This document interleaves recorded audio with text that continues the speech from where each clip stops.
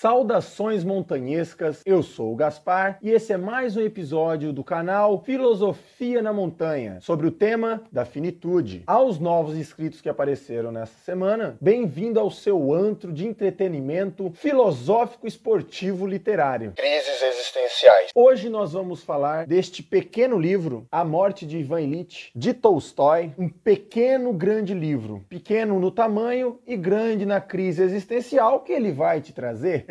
Este livro foi publicado em 1886. Uma curiosidade pessoal foi em relação à tradução. Quando eu estava lendo a amostra dele antes de comprar, eu encontrei na primeira página a seguinte frase: de si, tudo é longe. Porém, quando o livro chegou para mim, essa mesma frase era traduzida de uma forma diferente. No livro, a frase é traduzida dessa forma: da nossa casa, tudo é longe. Você entende que tem uma diferença nessas duas? Aí eu conversei com uma tradutora de russo e ela disse que era comum ter algumas traduções, principalmente as traduções francesas, que tentavam melhorar o texto original. Nós vamos agora resenhar essa história e também trazer uma reflexão sobre a nossa finitude a partir dela, enquanto nós exploramos uma mina de ouro abandonada. Estamos hoje num lugar diferente, aos pés de uma montanha, nós não vamos subi-la. Eu vou contar um pouco mais da história da mina enquanto nós caminhamos pelos seus corredores. O ambiente aqui parece muito de um filme de terror e eu vou mostrar por quê. Então, vem comigo! Ui, caralho!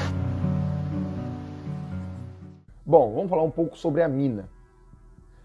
Assim, nós estamos com medo, tem muitos morcegos aqui, no teto tem essas coisas brilhantes que eu vou mostrar, ó, que eu acredito ser ouro de tolo também. E tem uma coisa bem interessante que foi a trilha para chegar até essas minas. A trilha que chega até essas minas, ela faz parte de uma trilha muito maior, e eu digo muito maior mesmo, ela faz parte da trilha Caminho da Mata Atlântica, que tem 3.000 quilômetros de trilha, ou seja, esse trecho que eu fiz para chegar até a mina faz parte de uma trilha de 3.000 quilômetros que liga o Rio de Janeiro ao Rio Grande do Sul. Ela fica localizada na região de Guabiruba, em Santa Catarina, no bairro Lajeado Alto. A história é um pouco curiosa.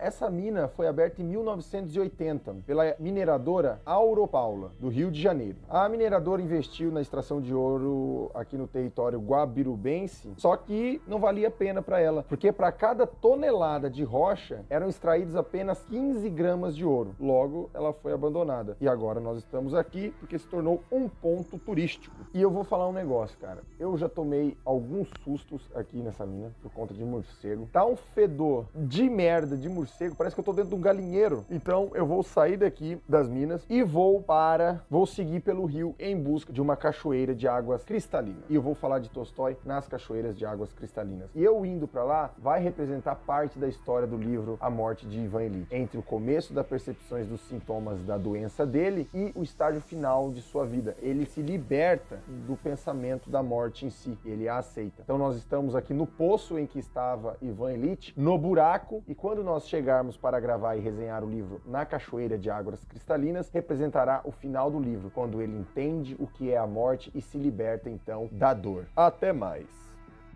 Nós já saímos da caverna e vamos em busca de um lago de águas cristalinas. Nós vamos seguir 2 quilômetros pelo rio, andando descalço, é isso aí.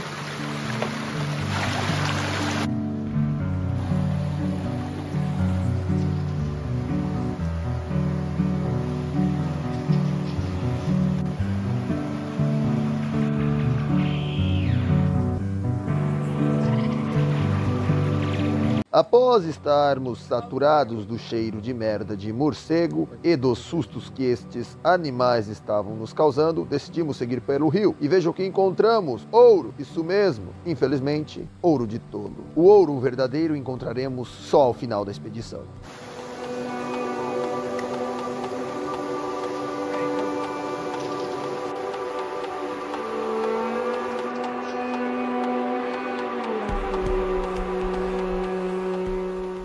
Da caverna e decidimos gravar aqui na cachoeira. Por mais que o áudio fique prejudicado, pelo menos aqui não tem morcego do tamanho do urubu! Bom, quem foi Tolstói? Tolstói foi um aristocrata russo que escrevia muito bem. O gênero literário que ele segue é o realismo. Tolstói nasceu em 1886 e morreu em 1910, de uma forma bem bizarra. Pode ser aplicado alguns conceitos do livro para a própria morte dele. Ele morreu com 82 anos. Tolstói foi um dos maiores escritores de todos os tempos. tempos, A Morte de Ivan Ilitch. É o livro que nós vamos resenhar e falar um pouco dele em relação à nossa finitude. Porque esse livro aqui, meu consagrado, ele é para você ter crise existencial. Se você nunca parou para pensar sobre a tua morte, se você ler esse livro, com certeza você vai ter umas crises de hipocondria. Ai, tô com dor na barriga. Google. Câncer! Uma novela de Tolstói, um livrinho fininho com menos de 100 páginas, mas que são 100 páginas de esbufeteada na tua cara. E é uma esbufeteada forte, e é uma esbufeteada existencial que vai fazer com que você mude seu pensamento sobre a sua própria vida. Sabe por quê? Porque a morte nos desperta, como dizia Albert Camus. Em A Morte de Ivan Ilitch, e deixa eu contar um negócio agora, ele morre no final. Que spoiler, não é mesmo? O livro começa narrando a reação dos colegas de trabalho de Ivan Ilitch com a morte dele, que mostra uma falta de empatia muito grande, como se ninguém se importasse com a vida dele. E de fato, seus colegas de trabalho não se importavam nada, porque a primeira coisa que eles pensam quando recebem a notícia é sobre quem vai ficar com o cargo burocrático que Ivan Ilitch ocupa. Ele é um juiz. Quem será que vai ocupar o cargo dele? Qual será o colega? Essa é a preocupação dos amigos de trabalho de Ivan Ilitch. Colegas de trabalho. Logo após isso, volta no tempo e começa a narrar como foi a vida de Ivan Ilitch. Ivan Ilitch é um funcionário público de meia idade que leva uma vida super comum e bem sucedida. Ele é um homem ambicioso dentro do trabalho dele. Ele se preocupa muito com a sua reputação, como era uma característica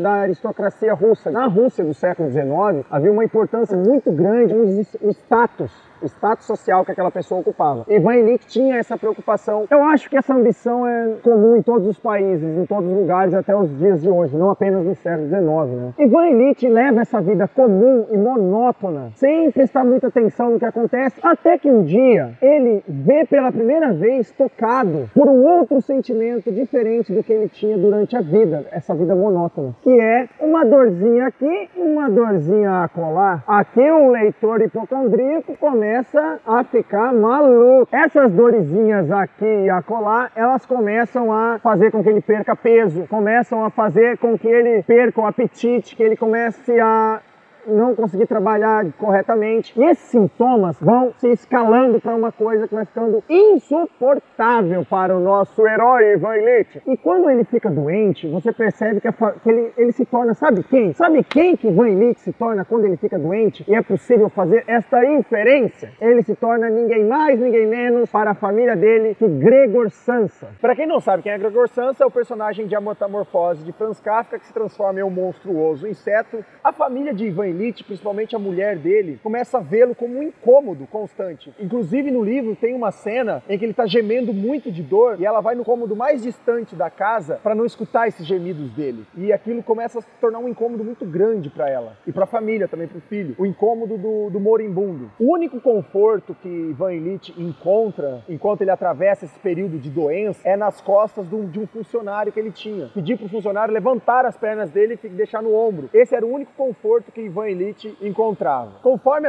a doença vai avançando, ele não encontra nenhum diagnóstico e isso é muito ruim para o leitor. Causa uma angústia muito grande em ver uma pessoa comum, normal, extremamente normal, sofrendo daquele jeito. Uma pessoa banal. É isso. Essa é a descrição. Essa é a palavra. Banal. É uma descrição banal da morte. Aquela dorzinha que se escala, ela vai se transformando numa dor maior e maior e ele não consegue um diagnóstico médico. Tanto naquele tempo também, apesar de ter teorias aí que diz que pelos sintomas de Ivan Ilitch ele morreu de câncer, isso atualmente. Os médicos que atenderam Ivan Ilitch não conseguiram diagnosticar nada nele. E no início ele até tinha uma esperança de ser curado. Ele via aquilo de forma positiva. Só que conforme os sintomas físicos iam avançando, a positividade dele ia indo pro brejo, meu chapa, ia indo pro espaço. Em dado momento de sua doença, ele começa a notar a superficialidade das relações humanas. Entre elas, a própria vida que ele teve com a família, a própria vida que ele tinha no trabalho, totalmente afastada de qualquer questão mais profunda, de qualquer coisa que de fato motivasse ele a viver. Ele viveu uma vida vazia e ele começa a perceber isso quando os sintomas da doença já estão bem avançados. Em dado momento, quando ele está já bem mal, já bem debilitado, já quase ao final do livro, ele busca uma memória de quando ele foi realmente feliz. Esse é o maior tapa na cara que esse livro dá. Esse momento que ele se pergunta ao final da vida, quando eu fui feliz, de fato. Ele não consegue encontrar momentos momentos de felicidade autêntica, como essa que eu tô sentindo aqui agora, estando gravando numa cachoeira de água cristalina.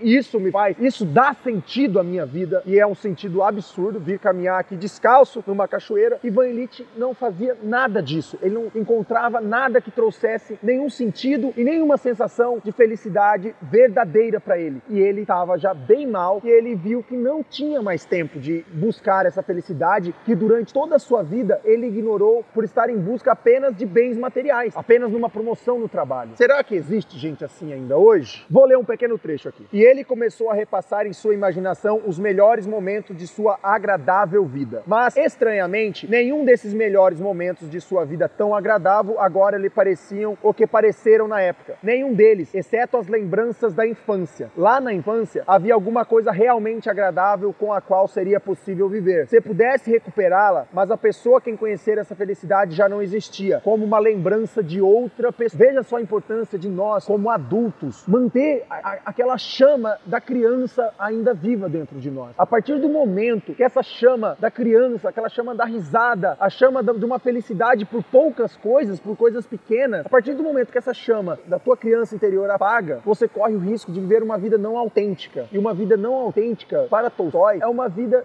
em que você não é feliz. Isso é viver uma vida não autêntica. Uma vida que não é feliz, uma vida despropositada, em que você busca apenas bens materiais e status. Cara, quem busca apenas status tende a ter ao final da vida essa epifania, eu acredito. Se você busca apenas bens materiais e status e não busca nenhum outro sentido além disso, eu acredito que ao final de sua vida você vai olhar para trás e vai falar, cara, eu poderia ter feito outras coisas mais. Eu poderia ter saído mais com a minha família, eu poderia ter saído mais para lugares que eu gosto, eu poderia ter relaxado mais. Chega um momento que, do fim da vida, eu acho que isso é natural de acontecer com quem não viveu a vida. Buscar a aprovação alheia não é buscar a sua própria aprovação, com você mesmo. Então, ao final de sua vida, ele se arrepende de ter vivido a vida que ele viveu. Ele se arrepende de ter vivido uma vida meramente comum e não ter buscado nada além de bens materiais e status. Ele não buscou se aprofundar nas relações com a sua própria família, ele não buscou se aprofundar nas relações de amor com as pessoas do trabalho. Quem que quer amor com o pessoal do trampo também, né? E o que esse livro nos diz ao final? Além de toda a crise existencial que ele nos gera, ele também nos traz essa reflexão para que nós paremos com essa busca inútil de se mostrar para as outras pessoas e buscar a aprovação de outras pessoas. Você não precisa de aprovação de ninguém. Você precisa encontrar uma forma em que você seja feliz, que você tenha uma vida autêntica por meio do amor, cara.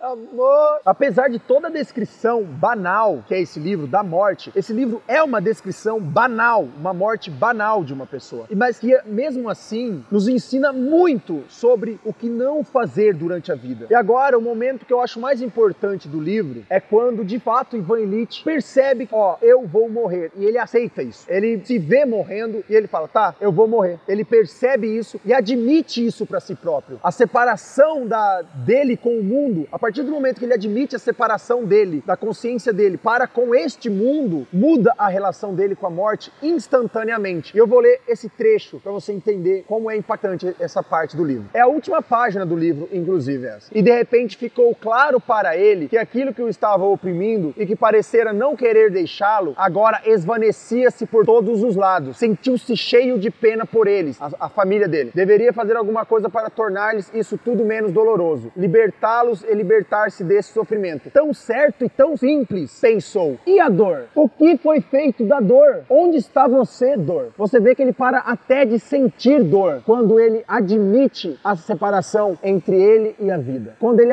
aceita, tudo bem, eu vou morrer. Ele para de sentir dor. Quando ele aceita para si mesmo que eu não vou mais existir e tá tudo bem, a dor dele passa. E ele se pergunta, para onde foi a dor? Ele encontra na finitude, momentos antes de ir, o conforto. Um conforto que ele não teve mesmo durante a vida dele com saúde. Aí ele diz, bem, então é isso, exclamou em voz alta. Que bom, passa um tempinho, respirou profundamente, parou no meio de um suspiro, esticou o corpo e morreu. Meu Deus, esse livro, cara, ele acabou comigo quando eu li. Porque eu li num momento bad vibes da minha vida, em que eu estava com crises de pânico, com sintomas muito fortes de hipocondria. Então, para mim, foi extremamente danoso o livro, de certa forma. E chegou ao final, essa libertação dele em mim causou mais angústia ainda. Mas Tolstói, Dostoiévski, os russos no geral, eles são escritores que parece que quando você acaba de ler um livro deles, uma semente é plantada na sua cabeça e você nunca mais esquece aquele livro. Então essa é a mensagem do livro. Cara, acorda pra vida. Não deixe que a busca por status, que a busca apenas por bens materiais, claro que a vida financeira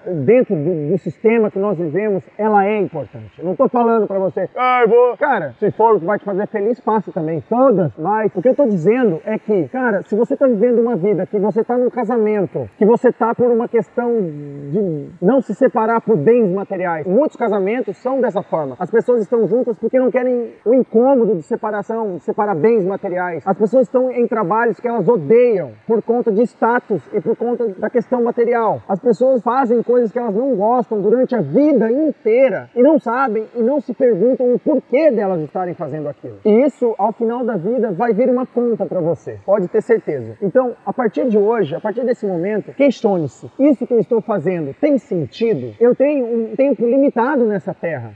Meu tempo aqui é escasso. Isso que eu estou fazendo está agregando valor àquilo que eu tenho dentro de mim?